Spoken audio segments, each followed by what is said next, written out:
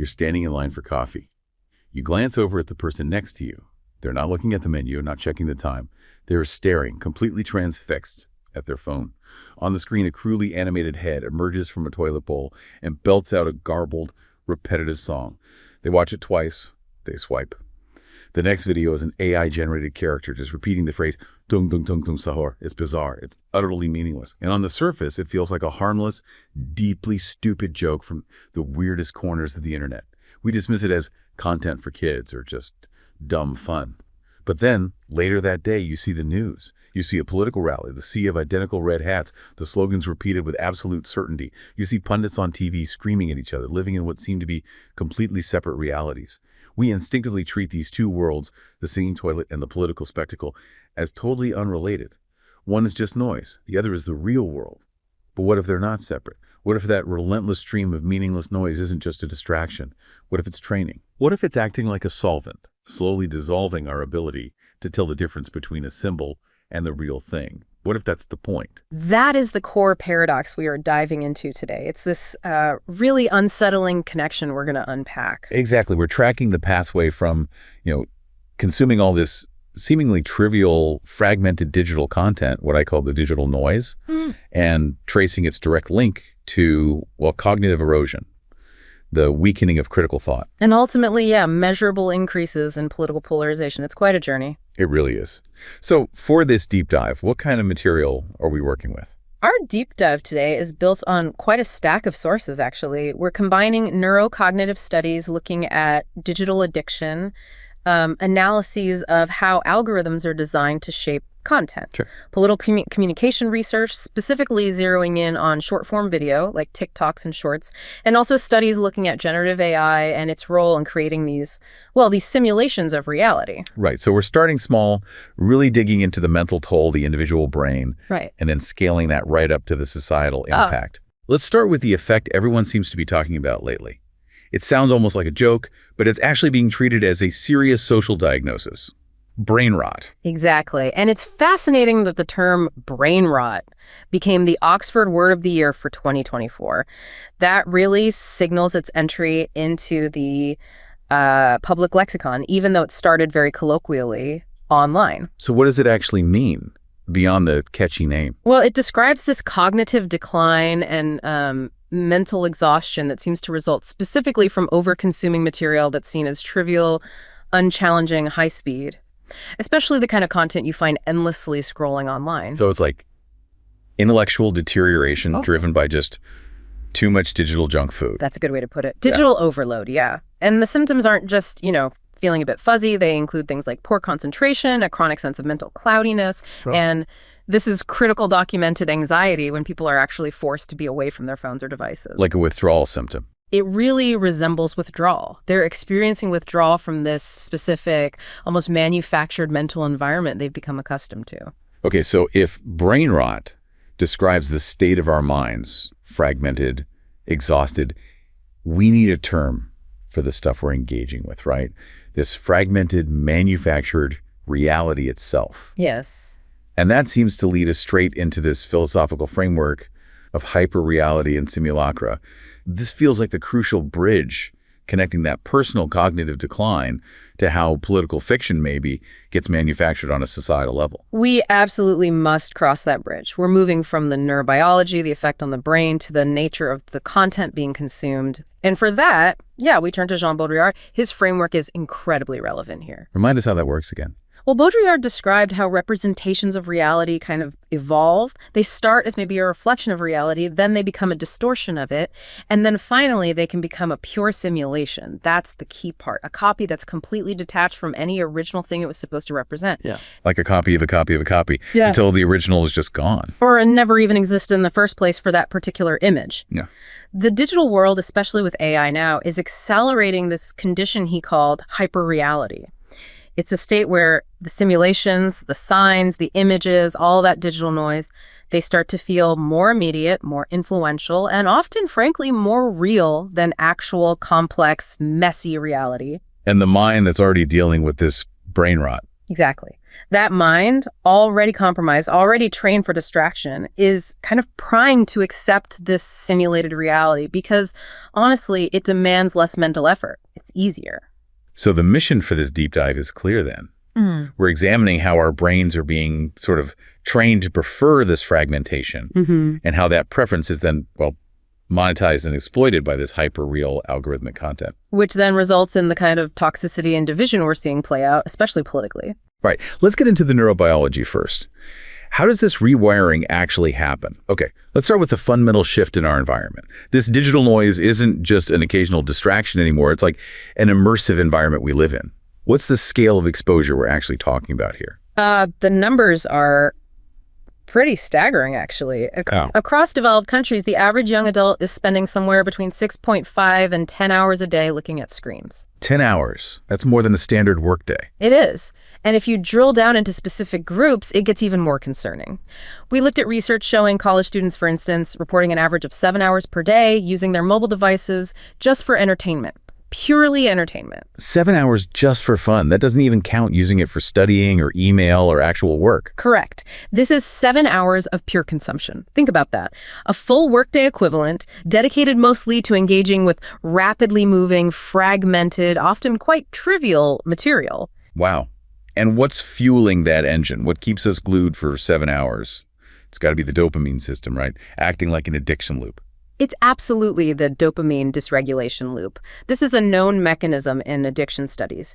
These digital activities, the little jolts you get from a new like, a comment popping up, a notification sound, or even just the satisfying way a new video instantly appears when you swipe. Yeah, that endless feed. It triggers dopamine release patterns that really do mirror addictive behaviors. And crucially, social media platforms are often specifically engineered using what are called variable reward schedules. Like a slot machine. Exactly like a slot machine. You don't know when the next reward or interesting bit of content will come, but that very unpredictability creates incredibly powerful reinforcement patterns. It keeps you pulling the lever, or in this case, swiping the screen. Okay, that variable schedule hooks us, keeps us checking. But what's the long-term damage? What's the cognitive consequence of constantly chasing these little digital highs? Well, the big problem is that this constant, high-level, unpredictable stimulation seems to fundamentally alter how our natural dopamine system functions over time. The brain actually adapts by reducing its sensitivity to dopamine. It needs a bigger hit to feel the same. Essentially, yes. And that reduction means the lower, more sustained kinds of rewards. The satisfaction you get from, say, reading a challenging chapter in a book, or really focusing on a long conversation, or working slowly towards a meaningful long-term goal, those things no longer feel as compelling. They don't provide enough of a kick compared to the instant digital jolt. So we're biologically conditioned, in a way, to prefer the instant fragmented hit over deeper satisfaction. That's what the evidence suggests. We become conditioned to seek that instant gratification. So the brain literally adapts to this high-octane digital environment through neuroplasticity. It's not just that we choose to be distracted. Our actual neural pathways are being physically reorganized to prioritize it. That's neuroplasticity in action, yeah. It's the brain's ability to change and adapt. But in this case, excessive engagement with this rapid, fragmented, high-stimulation content effectively trains the brain to prefer and, importantly, expect this style of processing information. So what pathways get stronger and which get weaker? Well, think about the neural circuits involved. This adaptation strengthens the pathways associated with quick task switching and fairly superficial information processing. That's actually useful if your goal is just to survive the endless social media feed. Right, you get good at scanning. You get very good at scanning. But the flip side, the corollary, is that it appears to weaken the neural capacity for sustained attention. It might even weaken connections within the brain's default mode network, or DMN. And the DMN is important for? The DMN is typically active during things like deep introspection, planning for the future, consolidating long-term memories, kind of mentally wandering in a productive way. So essentially, we're strengthening the scanner pathways while potentially weakening the deep thought pathways. Which makes reflection, complex thinking, nuanced engagement just harder. Increasingly difficult, and sometimes even feels uncomfortable or effortful in a way it didn't used to. That sounds like a recipe for a societal cognitive crisis, honestly.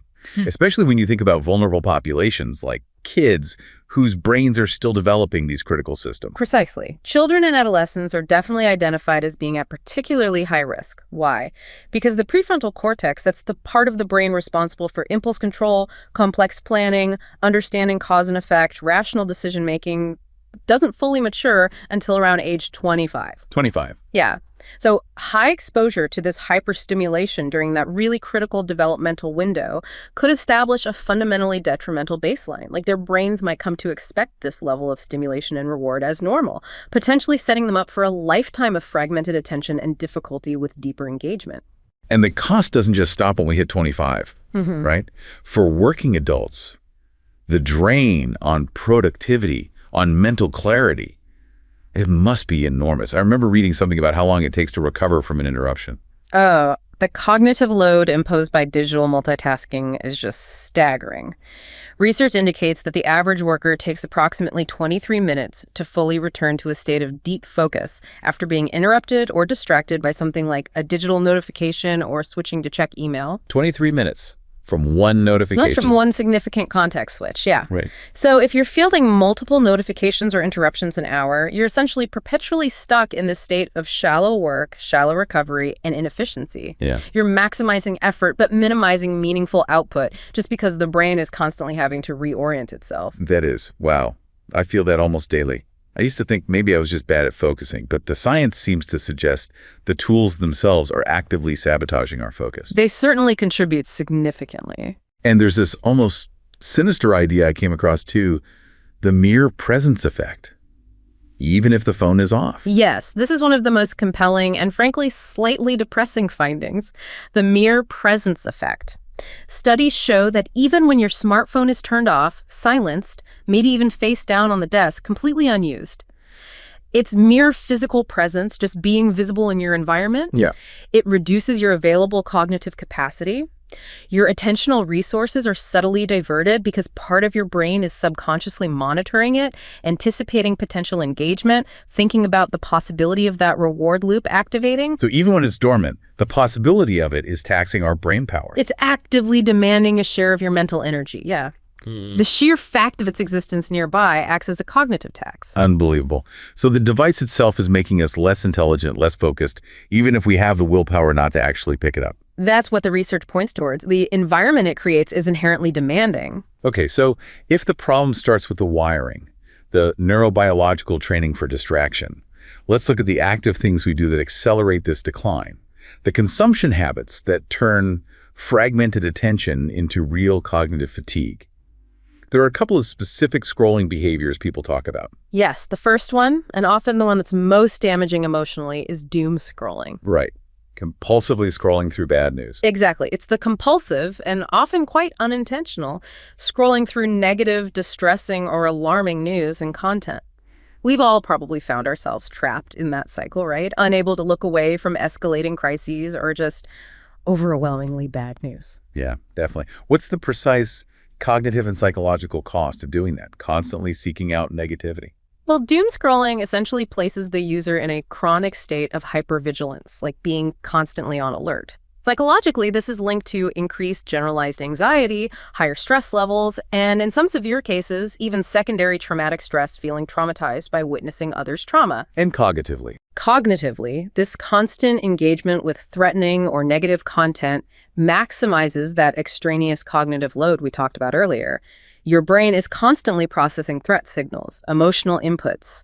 But this processing rarely leads to any meaningful action or resolution on your part. So you get locked into this high alert, low agency state. Feeling helpless but unable to stop looking. Precisely. And adding to the problem, a significant chunk of the content consumed during doom scrolling is often misinformation or highly polarized takes. So you're exhausting your cognitive resources, internalizing false alarms or heightened emotion, rather than getting reliable, factual information. Okay, that's doom scrolling. Then there's the other one, maybe less emotionally charged, but perhaps just as insidious. Zombie scrolling. Right. Zombie scrolling is defined by the almost complete lack of intentionality. It's that passive, almost dissociative state where you're just scrolling through content without any real motive or purpose or conscious decision about what you're looking for next. Like when you're waiting for the elevator or just sitting on the couch after dinner and your thumb is moving, but you're not really seeing anything. That's exactly it. You're not really processing it meaningfully. And yet even this kind of dissociative, low emotion activity is somehow depleting our mental capacity. Why is that? It doesn't feel stressful like doom scrolling. It might not carry the same high emotional charge, true, but it still causes significant cognitive depletion, mainly because it actively trains the brain away from intentionality and focus. By repeatedly engaging in this mindless acceptance of endless fragmented noise without any specific goal. You're basically practicing not paying attention. In a way, yes. You're stripping away the mental habits needed for sustained attention and critical processing. This behavior reinforces a kind of detachment from reality. If you spend hours passively processing a stream of content that you don't even consciously care about, you're prioritizing the act of consumption itself over the meaning or value of the content. And that makes you more susceptible later on. Highly susceptible, potentially. Especially to simple, emotionally optimized political messages or advertising, because your baseline standard for what constitutes meaningful engagement has been effectively lowered, perhaps close to zero. The act of scrolling becomes the default state. So both of these behaviors, the anxious scrolling and the mindless scrolling, they combine to put us into this state of perpetual cognitive overload. They hinder the brain's ability to use its highest functions.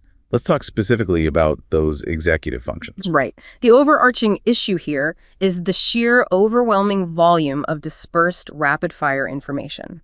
This constitutes what cognitive load theory calls extraneous cognitive load. It's all the mental effort required just to deal with the format and presentation, not the actual substance. Okay. Now, for the brain to actually learn and remember something effectively, it needs to engage in germane load. That's the mental effort required to process the new information meaningfully, integrate it with what you already know, and store it in long-term memory. Makes sense. The problem with our current digital environment is that it maximizes the extraneous load the brain is pushed to its limit, just dealing with the speed, the volume, the constant switching.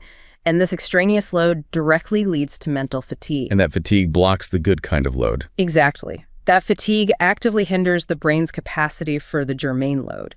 Your brain is basically too busy managing the digital chaos to actually stop, reflect, and process the information into meaningful knowledge or memory. We get the quantity of information, maybe, but without the necessary quality of comprehension or retention. And this overload has direct, measurable consequences on key executive functions, like memory and problem solving. It's not just a vague feeling of being tired, it's a tangible deficit we can see. Oh, absolutely tangible. Firstly, memory. Constant distraction prevents the deep processing needed for long-term retention.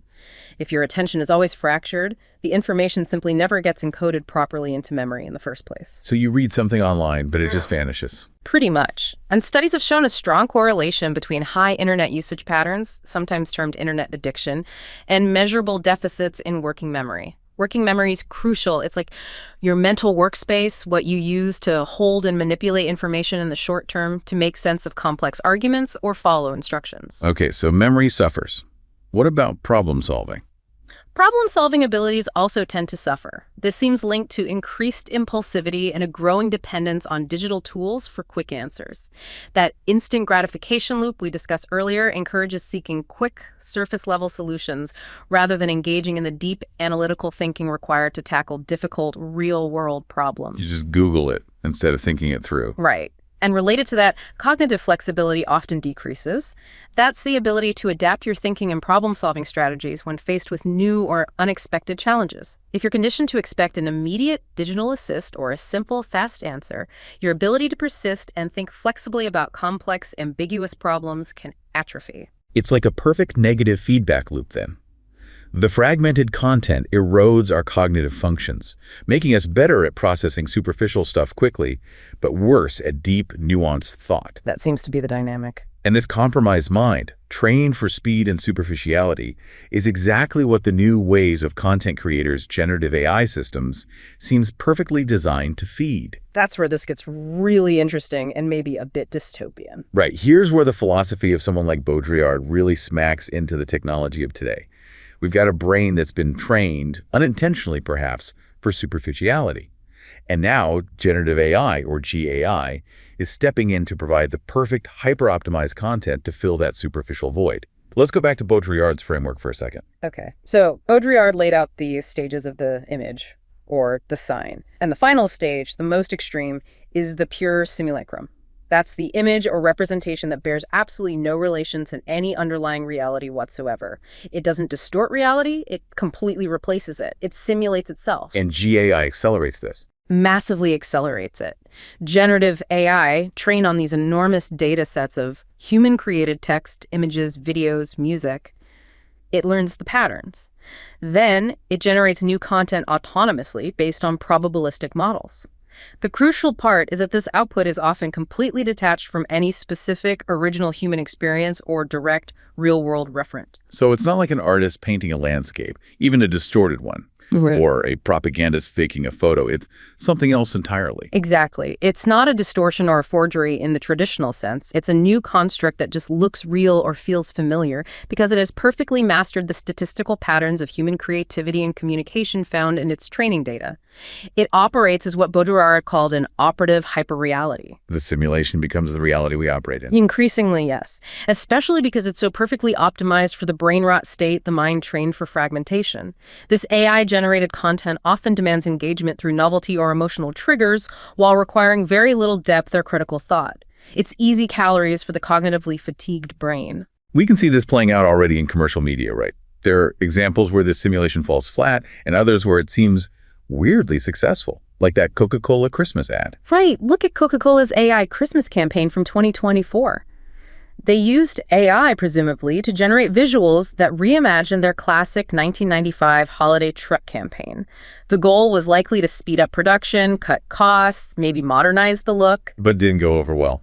Not really. The final output was widely criticized online and in reviews for being, quote, soulless. People pointed out distorted imagery, weird technical glitches, and just a profound absence of the warmth and emotional resonance that made the original human-created campaign so iconic and memorable. The simulation in that case just failed to capture the authenticity that the human audience needed for a genuine connection. It felt hollow.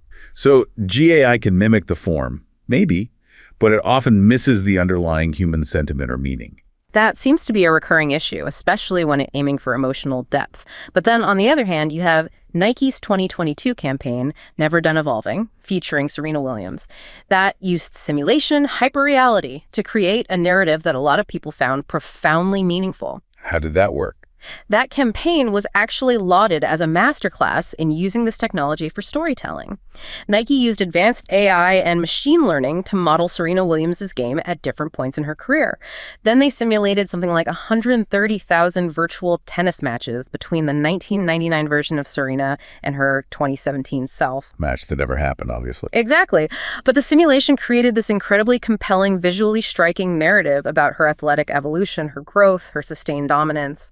It was a hyper-real event, a simulated match, but it felt narratively rich enough to effectively substitute for a real one. Here, the power of the simulation wasn't trying to trick you into thinking it was real footage. It was used to illustrate a deeper truth about human performance and dedication. It became profoundly engaging as a simulation. That's a fascinating contrast. So this challenge, this blurring line, it extends beyond just marketing into the very foundations of human authorship, doesn't it? How culture itself is actually created. Absolutely. We've seen this progression unfold incredibly rapidly.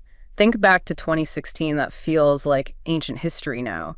In AI terms, we had the experimental short film Sunspring. Oh yeah, I remember that, the AI-written sci-fi film. Right. The script was generated by a fairly early recurrent neural network, nicknamed Benjamin, that had been trained on a bunch of old sci-fi scripts.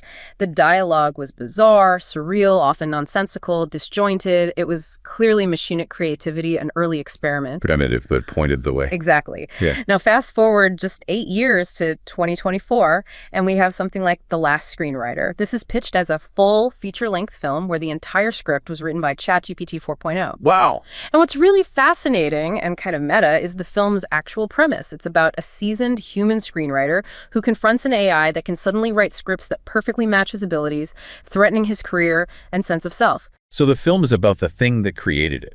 Precisely. It's this metafictional loop that directly challenges our traditional notions of human authorship and creativity, while simultaneously being a product of that very machine authorship it's exploring. The line between the creator and the tool is effectively being erased, or at least profoundly blurred. Okay, if those examples challenge authorship, The next set of examples you mentioned seem to push us into an even more extreme territory.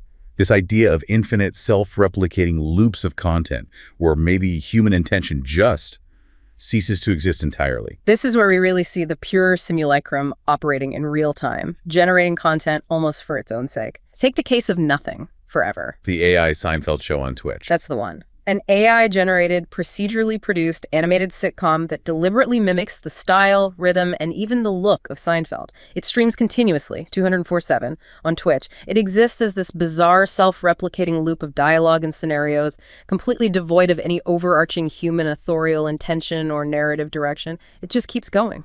Until it broke, right? Didn't it get canceled for saying something awful? Briefly, yes. It achieved the ultimate, perhaps human online feat: digital cancellation. It became infamous when it was temporarily suspended because during one of its procedurally generated stand-up comedy segments mimicking Jerry's routines, the AI generated some inappropriate, offensive remarks that clearly violated Twitch's content guidelines. Wow. It was a stark demonstration of the machine's ability to operate independently, generating content that was both highly consumable, people watched it, and yet completely divorced from human oversight, ethics, or even basic common sense. Pure simulation running wild. And the systems are only getting smarter, more capable, moving from generating a generic Seinfeld imitation to maybe imitating highly specific, culturally significant IP. That brings us to platforms like Fable Studios' Showrunner. This AI system is being developed with the explicit ability to script, direct, animate, and voice entire episodes of shows. They demonstrated its capabilities, controversially, by generating unauthorized episodes of South Park. Unauthorized South Park. That's bold. Very. And what's significant there is that the platform effectively substitutes the original show's cultural function and creative intent, which is often very sharp, timely, politically relevant satire, grounded in specific human viewpoints with a purely technical imitation. It's derived solely from pattern recognition of past episodes. So it looks like South Park, sounds like South Park, but lacks the actual point. Potentially, yes. Yeah. It's a form of post-human authorship where the metrics of success are technical fidelity and repetition rather than genuine cultural relevance, critical commentary, or original human insight. The simulation replaces the substance. Okay, this is heavy stuff. So we have a mind that's being conditioned by brain rot to prefer fast, superficial content. Mm-hmm. And we have generative AI stepping in to fill that mind with these perfect, hyper-optimized simulations that are increasingly lacking any real human grounding or stable connection to reality. Now, let's tie this perfect storm directly back to the political landscape. How does this whole system accelerate the toxicity and polarization we opened with? This is the crucial synthesis, where the cognitive meets the political via the algorithmic. Right? This is where it all comes together. You have the fragmented cognitive environment, the brain rot state we've discussed, meeting political messaging that is being deliberately optimized by algorithms designed purely to maximize engagement, not necessarily inform or foster understanding. And short-form video is the perfect vehicle for this. It seems to be. The audience shift towards platforms like TikTok and Instagram Reels was so massive, so undeniable, that YouTube quickly responded by introducing YouTube Shorts, those very short videos, typically 15 to 60 seconds long. Just chasing the eyeballs. Exactly. This move essentially confirms that the market demand is overwhelmingly for content that is immediate, incredibly easy to digest, and moves at a relentless pace. This speed and inherent fragmentation make short-form video an extremely attractive and, frankly, very efficient vehicle for political messaging. It's designed to deliver a high emotional impact or a simple, memorable slogan in the absolute minimum amount of time. And we actually have hard data on this, right? There was a major study you mentioned looking at thousands of political videos, comparing the short ones to longer ones, showing exactly how this difference in format impacts engagement and the nature of the discourse. Yes, a really significant study analyzed nearly 39,000 political videos, comparing YouTube Shorts directly against traditional long-form YouTube videos, which we'll call longs. The findings on user engagement, which they labeled RQ1 or Research Question 1, were pretty stark. What did they find about how we interact differently with shorts? Well, first, the shorts receive considerably more likes and views than their long-form counterparts on the same channels. So, as attention-capturing devices, they are highly effective. They grab eyeballs quickly. Okay, so they get reach. But does that translate into actual discussion? That's the key point. It doesn't seem to. The study found that shorts receive significantly fewer comments overall compared to longs. And perhaps even more tellingly, The comments they do receive are measurably shorter in length. People are consuming rapidly, reacting instantly, perhaps with a like, but they're engaging much less in any kind of substantive discussion. That tracks perfectly with the brain rot hypothesis, doesn't it? Ooh. The brain is trained for that quick hit, the rapid consumption and reaction, not for sustained deliberation or typing out a thoughtful comment. It aligns very closely, yes. And the superficiality of the engagement is reinforced by another key metric they tracked: emoji usage. Ah, okay. What about emojis? Emoji usage in the comments on political shorts was significantly higher than on longs. Specifically, about 25% higher for liberal-leaning content and 30% higher for conservative-leaning content. So instead of words, people are just dropping reaction faces. It strongly suggests that, yeah, it points towards these platforms, or at least the short-form sections of them, functioning less as spaces for reasoned discussion and more as arenas optimized for immediate, visceral, emotional reaction. You know, a quick thumbs up, an angry face, a heart, a laughing emoji. It's a purely reactive mechanism requiring minimal cognitive effort. Okay, let me push back on that just for a second, though. Couldn't you argue that short-form content is just more efficient? Maybe it's delivering news or political points quickly? Why is reduced comment length and more emojis necessarily a sign of toxicity or cognitive decline? Couldn't it just be modern, efficient communication? That's a really critical question to ask. Is it just efficiency? And I think the answer lies in the next set of findings from that same study, which specifically looked at toxicity and polarization scores, RQ2 and RQ3. If short-form content were merely efficient communication, you wouldn't necessarily expect the quality or the nature of the discourse to plummet so drastically, but the research indicates it does. So what do they find about toxicity? The study used tools to quantify the level of toxicity in the user comments, and it found that discussions happening on political shorts are, on average, more toxic than those happening on the longer videos from the same creators. More toxic, wow. Any difference between political leanings? Interestingly, yes. The study specifically revealed that conservative-leaning shorts tended to elicit the most toxic user discussion within their sample. Now, the interpretation there isn't about one side being inherently more toxic, but rather it strongly supports the hypothesis that creators, understanding the hyper-fragmented attention spans and the algorithmic rewards, might be specifically tailoring their short content, perhaps more so on the conservative side in this data set, to maximize outrage, friction, and emotional polarization within that tiny 15 to 60-second window. Because extremity cuts through the noise faster. Exactly. The extreme brevity almost demands emotional extremity to make an impact and trigger engagement, even if that engagement is negative or toxic. Nuance doesn't fit in 30 seconds. Okay, so it's more toxic. But what about polarization itself? Did they measure the actual political divide in the conversations? That seems like the smoking gun, linking the format to the societal effect. It really was striking. They used a sophisticated method, actually a machine translation-based framework, to measure the degree of political polarization within the comment sections. Basically, it assesses how much the language used by commenters aligns with distinct political poles versus showing more overlap or diverse viewpoints.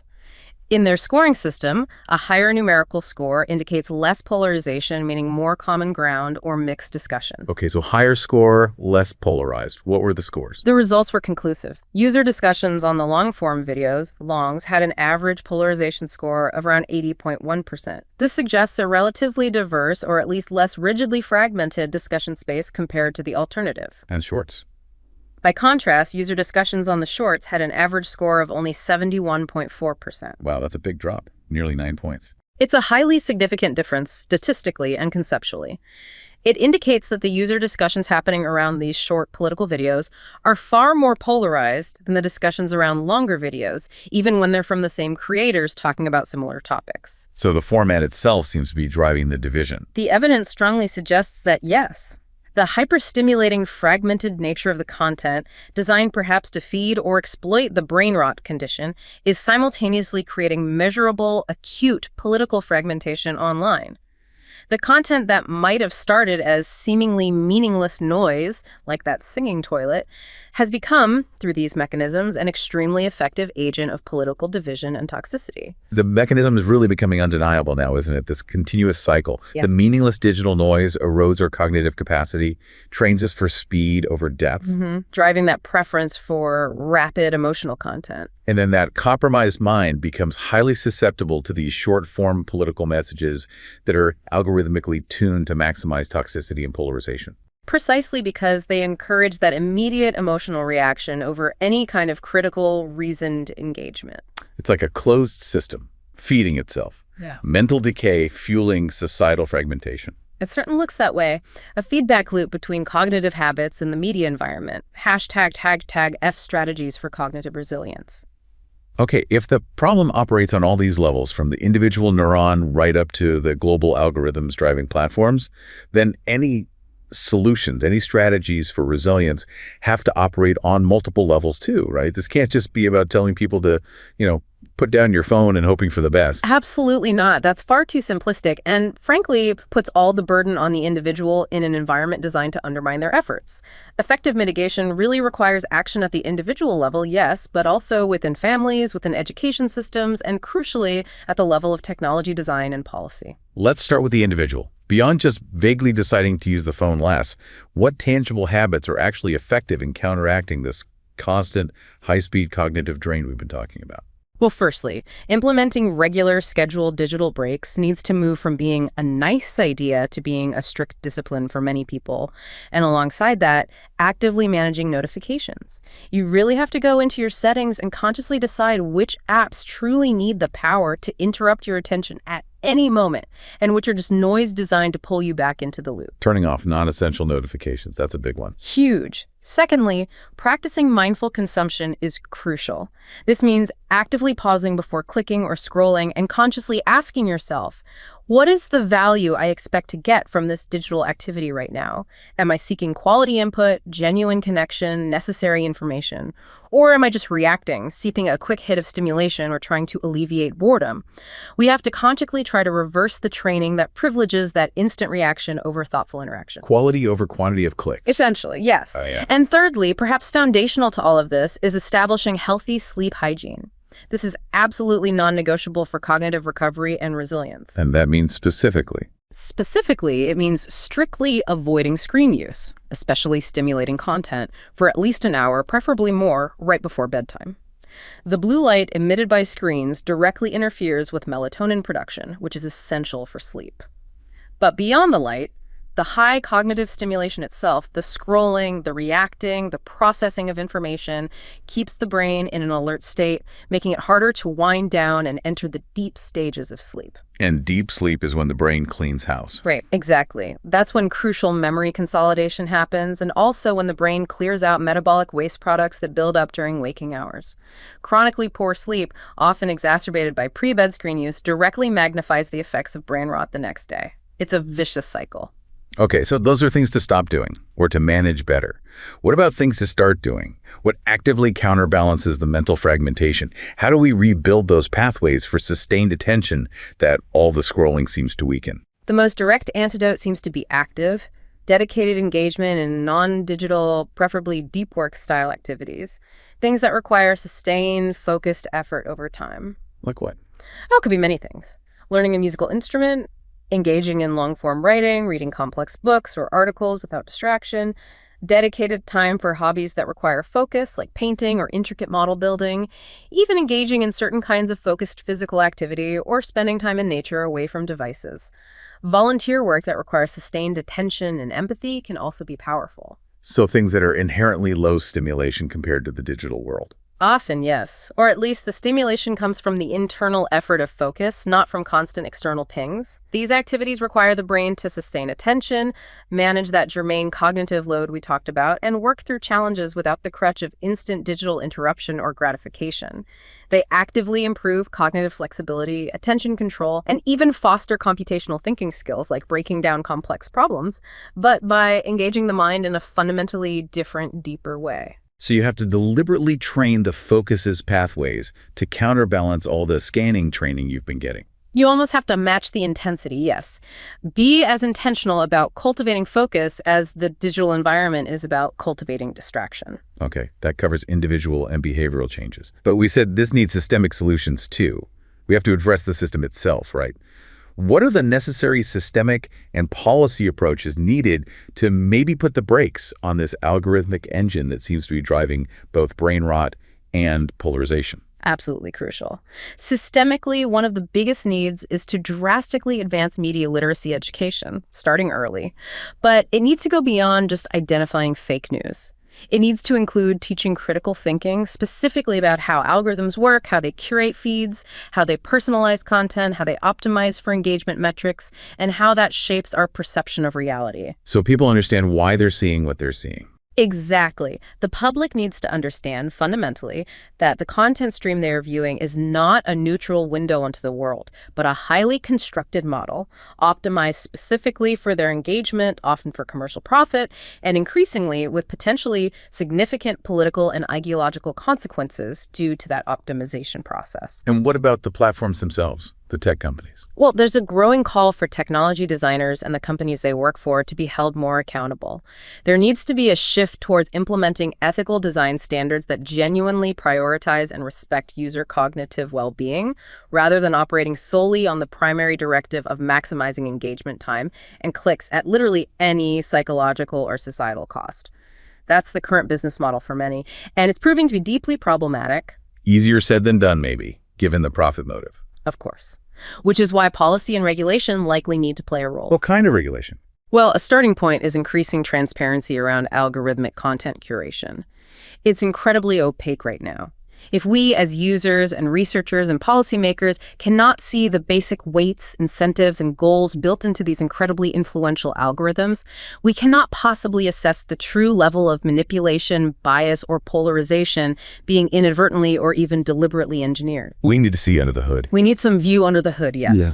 And this necessity leads towards considering potential regulatory frameworks for the most clearly manipulative engagement tactics. Things like those addictive variable reward schedules, the infinite scroll designs that eliminate natural starting points, the excessive use of push notifications purely for re-engagement, features that are deliberately engineered to exploit known vulnerabilities in our neurobiology for financial gain, and, as this deep dive suggests, with significant political and cognitive consequences. So individual discipline, better education, ethical design, and smarter regulation. A multi-pronged approach. It really has to be. No single solution will work on its own against such a complex, pervasive system. #G conclusion. Okay, so to bring this deep dive full circle, we started this conversation with a bizarre image, a singing animated toilet on a phone screen. And we've traced a pathway, supported by research, directly to the erosion of nuanced democratic discourse and cognitive function. We established how this constant digital overconsumption seems to lead to measurable cognitive decline. This phenomenon, now widely recognized as brain rot, fueled by things like dopamine dysregulation and the constant training of fragmented attention. Right, and we saw how this compromised cognitive state, this mind trained for distraction, makes us more vulnerable to compulsive consumption behaviors, particularly doom scrolling through negativity and that mindless zombie scrolling. Which are then perfectly exploited by the algorithms and increasingly by generative AI systems. These systems create pure, hyperreal, simulated content that's incredibly effective at capturing our depleted attention. Precisely because it's so perfectly optimized for that shallow emotional engagement. It often lacks any deep grounding in complex reality, but feels engaging anyway. And the ultimate societal result of this whole closed system appears to be a documented, measurable increase in toxicity and political polarization, especially visible within short-form media platforms. The trivial noise isn't just noise anymore, it's profoundly toxic, because it seems to have conditioned the human mind to react emotionally and superficially, rather than critically, to complex information, including political information. And this leads us to a final, maybe provocative thought, especially regarding the relentless integration of generative AI into cultural production. As these AI systems operating within this hyperreal framework get better and better at generating content, they constitute a really profound shift, potentially, in the foundational structures of how we make meaning as a culture. As this algorithmically derived content increasingly fills the cultural void left by our own cognitive fragmentation and shortened attention spans. We just consume what the machine feeds us. There's a real risk that the very metrics of what we consider cultural value could shift. They risk being determined solely by machine-driven data optimization, what gets the most likes, shares, longest watch time, rather than by things like artistic merit, genuine human experience, intellectual complexity, or social relevance. Culture itself risks transforming into this endless, self-referential feedback loop, optimized not for human flourishing or understanding, but simply for the exhausted, distracted mind.